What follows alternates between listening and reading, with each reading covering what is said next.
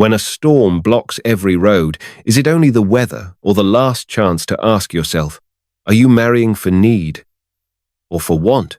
The morning bell at Millfield's depot rang 6 times through the white wall of snow that had been falling since midnight. Clara Hennessy stood at the platform's edge, her new wool coat buttoned to her throat, watching the stage road disappear under drifts that reached the telegraph poles. The coat, deep blue with brass military buttons, had cost her $3 at Kowalski's Dry Goods, more than she earned in a week teaching school, but she'd needed something that would last through whatever came next. No stage today, Miss Hennessy.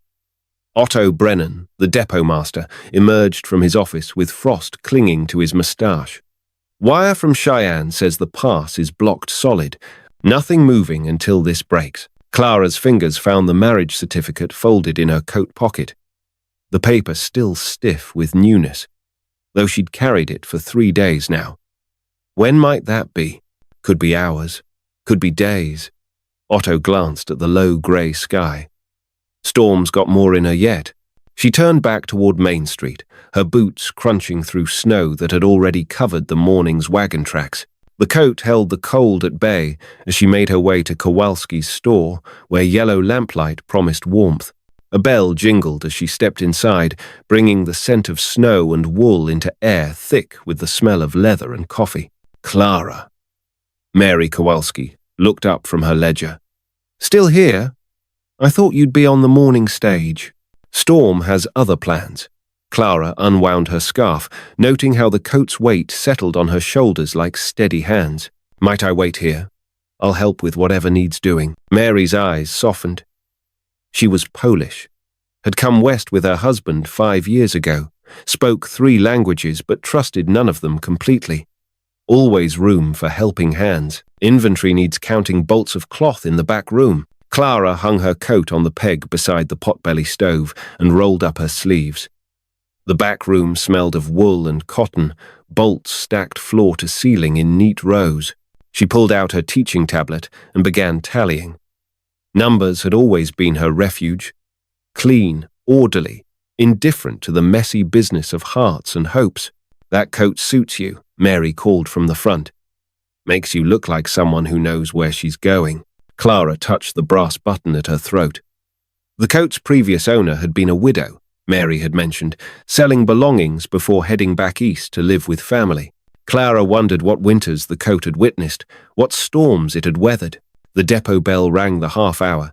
Clara counted cloth and tried not to think about James Garrett's last letter, which had arrived a week ago with $40 for her passage and a single line.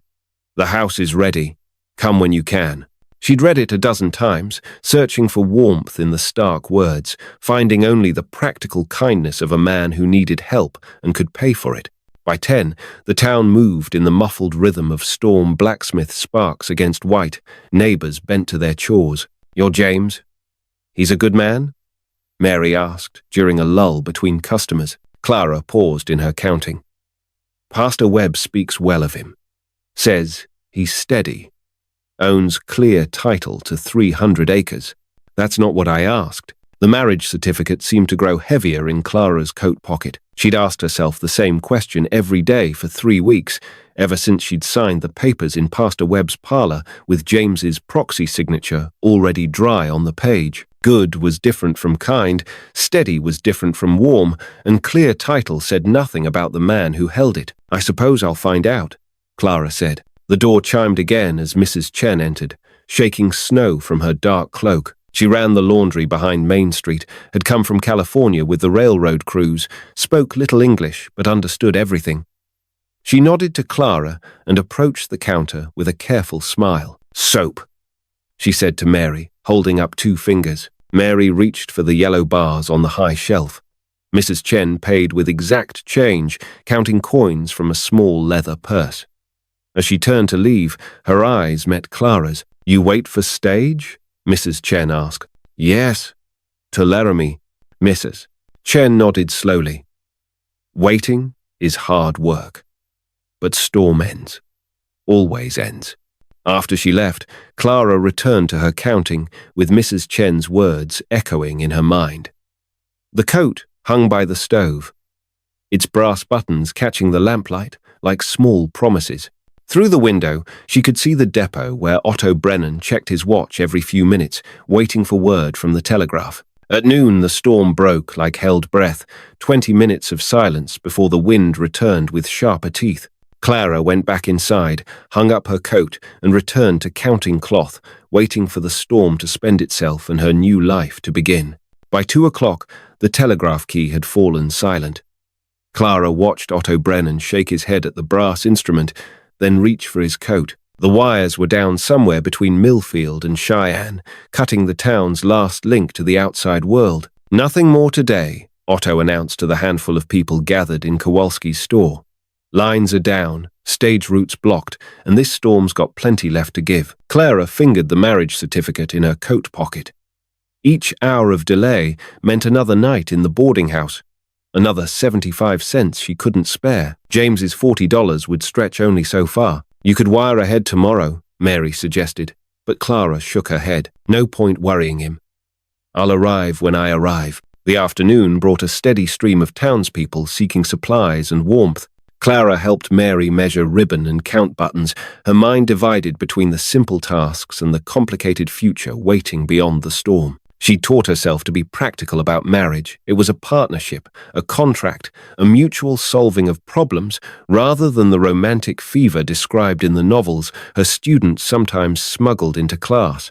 Around 3:30, Dr. Morrison pushed through the door, his black bag dusted with snow. "Mary, I need whatever you have for bandages. Clean cloth, anything that'll serve." "What's happened?" Mary moved quickly toward the medical supplies. "Mining accident up at the Broken Creek claim. Cave-in trapped 2 men, they got them out, but one's cut up bad. I'll need to operate, and my supplies are running low." Clara looked up from the bolt of cotton sheeting she'd been measuring. "Doctor, I could help. I've assisted with injuries at the school children's cuts and broken bones." Dr. Morrison studied her with tired eyes. "Can you follow instructions without fainting?" "I can." "Then put on that coat and come along." "Mary, send whatever clean cloth you can spare to my office." The wind hit Clara like a physical blow as she stepped outside. The coat's wool held firm against the cold, its weight a comfort as she bent into the storm.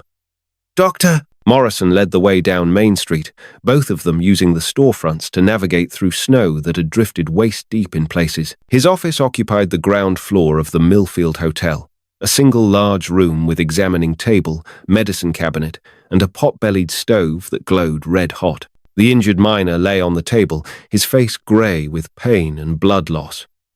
His partner, a grizzled man with worried eyes, paced near the window. "Hold this." Dr. Morrison pressed a bottle of laudanum into Clara's hands. "Count 20 drops into that glass of water when I tell you." Clara had never seen a wound so deep a jagged cut across the man's ribs where falling timber had caught him. But her hands stayed steady as she counted drops and handed instruments, her mind focused on the doctor's quiet instructions. The coat hung on a chair nearby, its brass buttons catching the lamplight like steady eyes. "Good," Dr. Morrison murmured as he worked. "Very good. You've done this before. Not surgery. But I've patched up plenty of schoolyard accidents. Children and miners not so different when they're hurt and scared." The operation took 40 minutes. When it was finished, the miner slept under the influence of laudanum, his breathing steady, his wounds clean and sutured. Clara helped bandage the patient, while Dr. Morrison washed his instruments. "You'd make a fair frontier nurse," he said. "Ever consider it?" Clara shook her head. "I'm bound for Laramie. To be married. Arranged match? Practical match." She pulled on her coat, feeling its familiar weight settle on her shoulders. "James Garrett owns good land. Needs a wife who can manage a household. I need." She paused, searching for words that wouldn't sound pathetic. "A place to be useful." Dr. Morrison dried his hands on a clean towel. "Useful is good. But useful without affection gets mighty cold, especially in country like Wyoming." Clara buttoned her coat to the throat. "Then it's fortunate I have a warm coat." Outside, the storm had found new strength. Clara made her way back to Kowalski's store, her boots slipping on ice that had formed under the fresh snow. The coat kept the wind at bay. But Dr. Morrison's words followed her through the white darkness. Useful without affection gets mighty cold. At the store, she found Mary packing the last of her bandage supplies into a crate. "How is he?" "He'll live. The doctor says I'd make a good nurse." Mary smiled. "And what do you say?" Clara hung her coat by the stove and picked up her tablet, returning to the inventory she'd abandoned hours ago. "I say I'm bound for Laramie to marry a man with 300 acres and clear title. That's not what I asked." The brass button at the coat's throat caught the lamplight as it swayed on its peg. Clara counted bolts of wool and tried not to think about steady hands or the warm weight of useful work. Outside, the storm howled like a living thing, and somewhere beyond the white wall, James Garrett waited with $40 and a house ready for occupancy. But for the first time since she'd signed the marriage papers, Clara wondered if practical was enough to build a life on, and whether the coat that had kept one woman warm through Wyoming winters could do the same for another. The storm broke at sunset like a fever finally passing. Clara stood at Kowalski's window, watching golden light slant through clearing air to illuminate a world transformed. Snow had sculpted Main Street into something magical. Drifts curved like frozen waves around the buildings, and every post and rail wore a crown of white. "Beautiful," Mary said, joining her at the window. "And expensive." Clara touched the marriage certificate in her pocket. "Another night at the boarding house, another fare I can't afford. Stay with us." Mary's offer came quick and quiet. "Stefan's hauling freight to Cheyenne next week. You could ride along for what it costs to feed the horses." Clara turned from the window, surprised by the kindness. In her brother's house, every favor had come with conditions, every courtesy with a price. "I couldn't impose." "No imposition. We have room, and you've earned your keep twice over today." Mary nodded toward the neat stacks of inventory Clara had counted and organized. "Besides, Stefan likes company on the road. Gets lonesome talking to horses all the time." The offer settled around Clara like her coat, warm, protective, unexpectedly generous. She found herself thinking of Dr. Morrison's words about useful without affection, and wondered if she'd been looking for the wrong things in the wrong places. "That's very kind," Clara said. "But I should wire James. Let him know about the delay. Wire will wait until morning. Tonight, come home with me, meet Stefan, see how people live when they choose each other instead of just needing each other." Clara looked at her coat hanging by the stove. The brass buttons seemed to wink in the lamplight, as if they approved of Mary's offer. She thought about the boarding house room with its narrow bed and thin walls, about counting pennies and measuring days until her money ran out. "All right," she said. "Thank you." Mary smiled and began closing the store, checking the cash drawer and banking the fire. Clara helped with the familiar rituals, surprised by how natural it felt to work alongside someone who asked for help instead of demanding it, who offered kindness without keeping score. As they prepared to leave, Mary paused beside Clara's coat. That belonged to Helen Morrison, the doctor's wife. She died 2 winters ago. Consumption. He sold her things rather than keep them as reminders. Clara stared at the coat with new eyes. The doctor didn't recognize it? Men don't notice clothes the way women do. But Helen wore that coat every winter for 5 years. She was a good woman, helped birth half the children in this town, nursed the sick, never turned away anyone who needed care. The brass buttons seemed heavier now, weighted with history. Clara lifted the coat from its peg and slipped it on, feeling the wool settle around her like an embrace from the past. Helen Morrison had worn this coat while tending the sick, had pulled it close while walking through storms to help deliver babies, had buttoned it against the wind while making house calls with her husband. "She sounds like someone worth knowing," Clara said. She was. And that coat chose well when it chose you. They stepped into the clear, cold evening. The storm had left the world hushed and gleaming, every surface touched with silver in the dying light. Clara pulled the coat closer and followed Mary toward home, feeling for the first time since leaving her brother's house that she might be walking toward belonging rather than just shelter. The marriage certificate rustled in her pocket, but its weight felt different now, less like a chain binding her to an unknown future, more like a choice she could still make or unmake. James Garrett's $40 and 300 acres waited beyond the storm, but so did other possibilities, other ways of being useful and wanted. As they walked through the snow-hushed streets of Millfield, Clara began to understand that Helen Morrison's coat had brought her more than warmth. It had brought her a glimpse of what life could look like when built on affection as well as need, on choice as well as necessity. Stefan Kowalski stood 6 feet tall in his stocking feet, with hands like split oak and a smile that transformed his weathered face.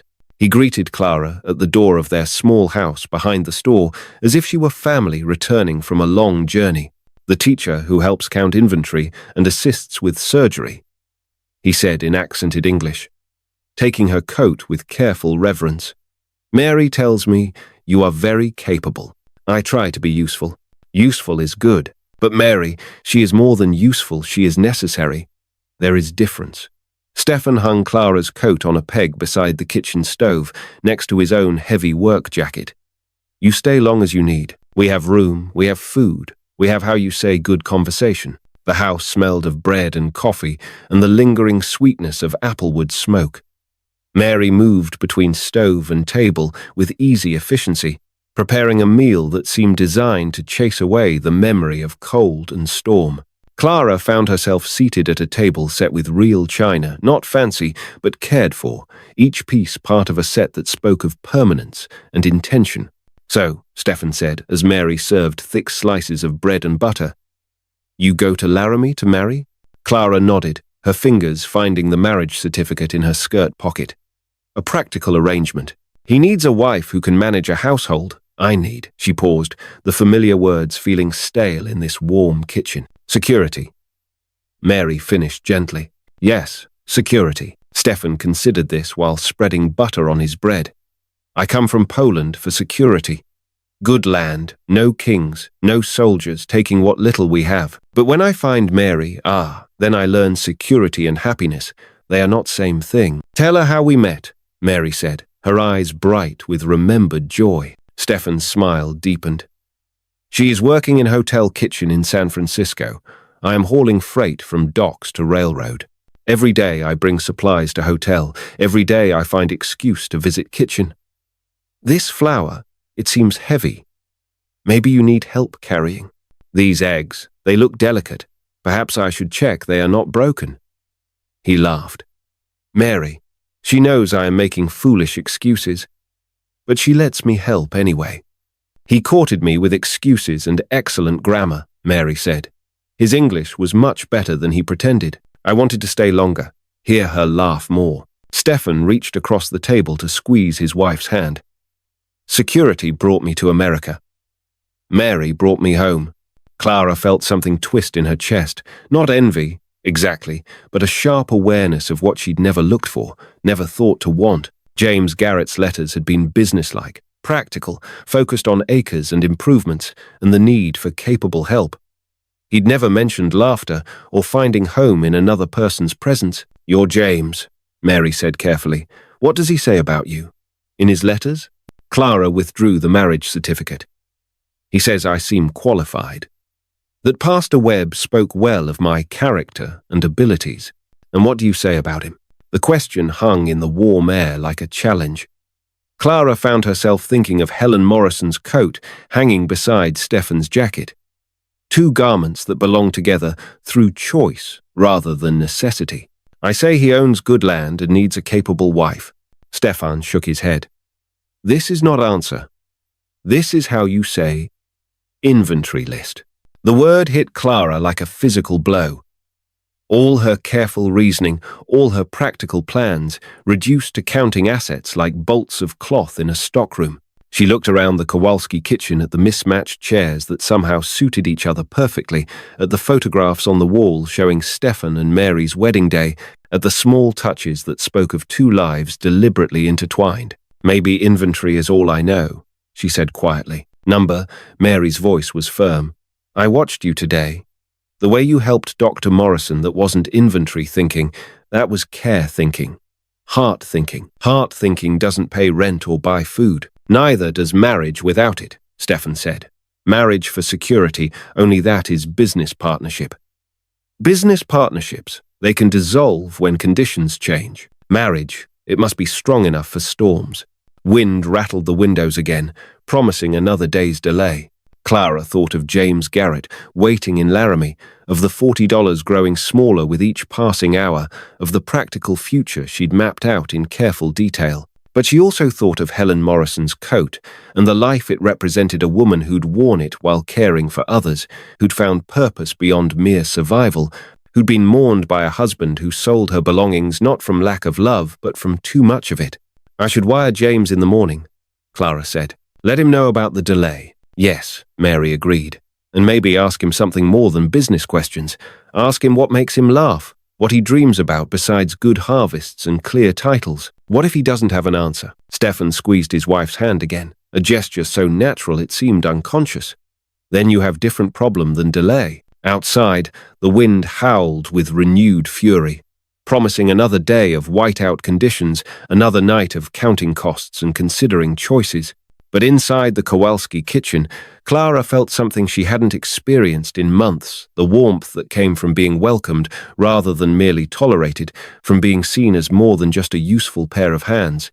Helen Morrison's coat hung by the stove like a patient friend, its brass buttons catching the lamplight. Clara wondered what the coat would choose if it could speak, what wisdom it might offer from its years of witnessing love and loss, duty and devotion. The storm raged on, and Clara prepared to discover whether her practical plans could weather the tempest or whether she'd need to find different shelter entirely. The depot bell struck 9 times through the crystal-clear morning air. Clara stood on the platform beside Stefan's loaded wagon, her coat buttoned against the sharp cold, watching Otto Brennan check his pocket watch with the precision of a man whose life revolved around schedules. "Stage should be here within the hour," Otto announced. Road crews worked all night clearing the pass. "You'll be in Cheyenne by evening, Laramie by tomorrow noon." Clara nodded and fingered the telegram in her coat pocket. James Garrett's reply to her wire, received an hour ago. "House ready, stop. Weather improving, stop."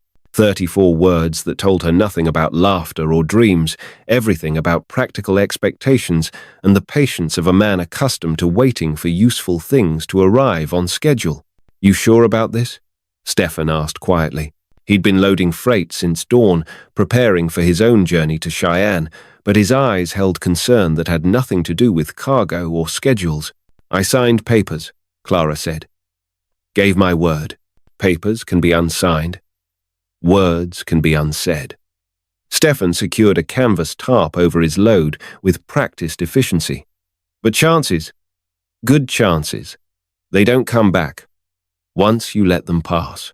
"Doctor," Morrison approached from the direction of his office, his black bag in hand and his face drawn with the exhaustion that came from a night spent monitoring patients. The injured miner had developed fever, and the doctor had barely left his side. "Miss Hennessy," he called. "Might I have a word?"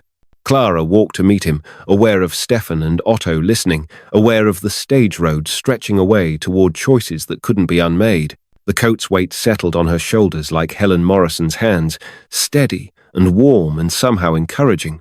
"How is your patient?" "Better." "The fever broke an hour ago." Dr. Morrison studied her face with the careful attention he usually reserved for symptoms. "I wanted to thank you again for your help yesterday, and to make an offer." Clara felt her pulse quicken. "Doctor? I need an assistant. Someone with steady hands and a clear head. Someone who can follow instructions without panic and think independently when necessary." He paused, watching her face. "The pay isn't much, $30 a month plus room and board, but the work is meaningful. You'd be saving lives, not just managing households. $30 a month. More than she'd earned teaching school, enough to live independently. Enough to choose her own future instead of having it chosen for her." Clara looked toward the stage road, then back at Dr. Morrison's tired, hopeful face. "What about your wife's things? Her clothes, Helen would want them used, not stored." Dr. Morrison's smile was gentle but firm. "That coat looks like it was made for someone who tends to others. Seems a shame to waste it on someone who's only tending to one man's comfort. I've given my word to James Garrett. Then ask him to release it." The stage appeared on the horizon, a dark speck moving steadily through the white landscape. Clara watched it approach and felt time compressing, choices narrowing to a single moment that would define everything that followed. James Garrett waited in Laramie with his 300 acres and his practical needs. Dr. Morrison waited in Millfield with meaningful work and Helen's coat hanging ready in a warm kitchen. "I can't," Clara said finally. "I signed papers, took his money for passage. A woman's word should mean something." Dr. Morrison nodded slowly. "It should, but so should a woman's happiness." The stage rolled into Millfield with a thunder of hooves and jingle of harness, bringing the smell of leather and horse sweat and the promise of departure. The driver called greetings to Otto, began checking his team with the efficiency of a man eager to make up lost time. "All aboard for Cheyenne and points west," he shouted. "We're running 2 hours behind and aim to make it up." Clara shouldered her small traveling bag and started toward the stage, her feet moving automatically while her mind reeled with possibility and regret. $30 a month and meaningful work versus marriage to a stranger and security bought with someone else's loneliness. "Clara, wait." Mary Kowalski appeared at her elbow, breathing hard as if she'd been running. "Stefan told me about Dr. Morrison's offer. I can't take it. I've committed to James Garrett." "Then uncommit." Mary's voice was fierce with friendship and frustration. "Write him a letter, send back his money, choose your own life instead of letting someone else choose it for you."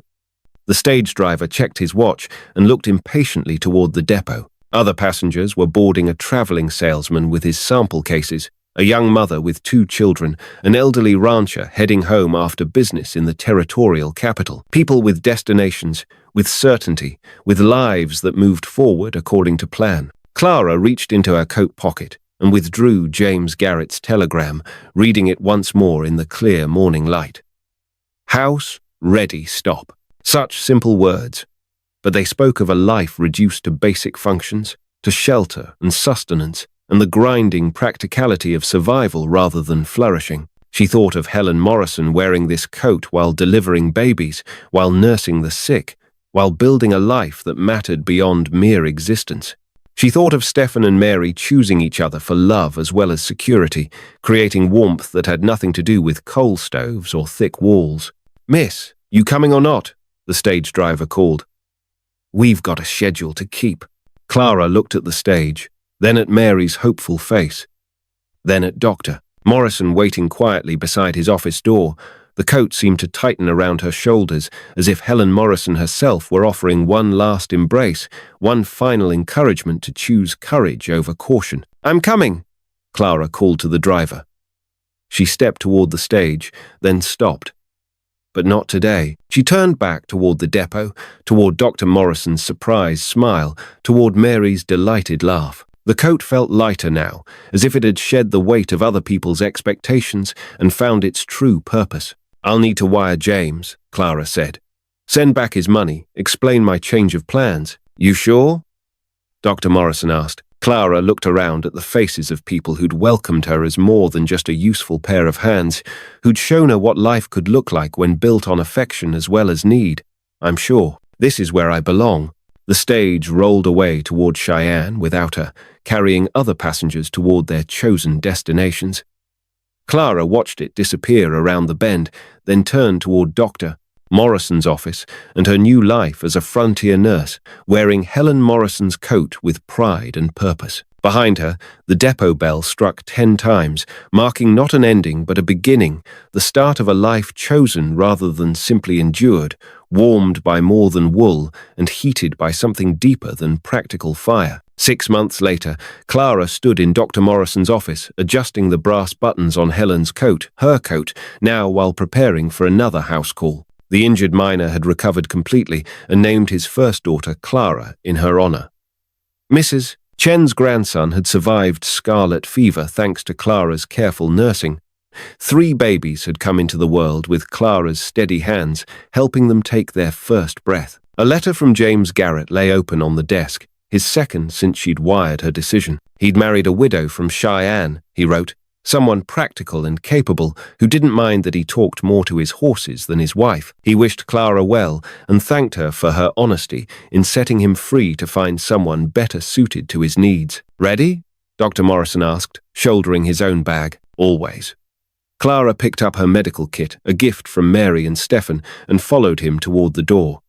Where are we going? New family out past Broken Creek. Woman's expecting twins, and they want skilled help on hand. Dr. Morrison smiled. She specifically asked for the nurse in Helen's coat. Clara looked down at the blue wool that had carried her through her first Wyoming winter, through the storm that changed everything, through the choice that led her home. The brass buttons caught the morning light like small promises kept. Then we'd better not keep her waiting, Clara said. They stepped into the clear spring morning where snow still crowned the distant peaks, but green grass had begun pushing through the brown earth around Millfield. Clara pulled the coat close, feeling the weight of work that mattered, of belonging earned rather than arranged, of a future built on more than mere survival. The coat had waited through one woman's death and another woman's doubt, had held fast through storms and choices and the long journey from security to something deeper. Now it would witness new life coming into the world, carried by hands that had learned the difference between being needed and being valued, between shelter and home. Clara climbed into the buggy beside Dr. Morrison and settled her coat around her like the embrace of an old friend. Somewhere beyond the mountains, James Garrett was probably checking his livestock and planning his spring planting with his new wife. Somewhere behind them, Mary was opening the store and Stefan was loading freight for another journey. But here, in this moment, Clara was exactly where she belonged, wearing a coat that had chosen its purpose well, carrying skills that saved lives rather than simply managing them, heading toward people who needed her steady hands and clear thinking more than they needed her compliance or gratitude. The brass buttons winked in the morning sun as the buggy rolled toward Broken Creek, carrying Clara toward whatever came next, with the confidence of a woman who had learned to choose her own storms and weather them in good company. If you'd like more stories like this, stay a while. I'll tell the next one tomorrow night.